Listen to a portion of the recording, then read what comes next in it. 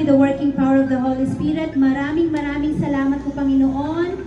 At kami ay pinagbuklod-buklod niyo po sa araw ng kaarawan ni Mark Cian Rossetti Lazaro. In Jesus' name.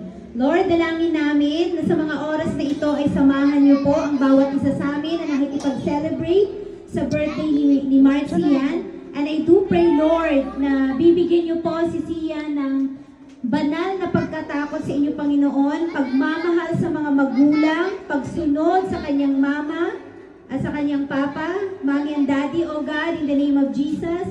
Dalangin ko, Panginoon, na pagbubuklurin niyo po sila ng love that cannot be broken. Panginoon, dalangin ko na ang lahat ng mga naririto ay magkakaroon ng kasiyahan, kapayapaan sa kanilang mga puso as we celebrate sa 7th birthday ni Mark Cian. We decree and we declare, Lord, sinabi mo sa iyong salita sa Jeremiah 29:11, "For I know the plans I have for you, plans to prosper you and not to harm you, plans to give you hope and a future." I do pray, Panginoon, na si Mark Cian sa kanyang paglaki ay bibigyan niyo po siya ng magandang buhay, matagumpay na buhay.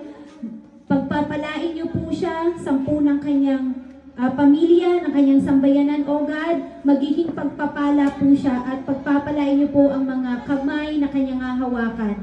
Maraming salamat, Panginoon. We give you glory, we give you honor, and we give you praise. In Jesus' name we pray. Amen.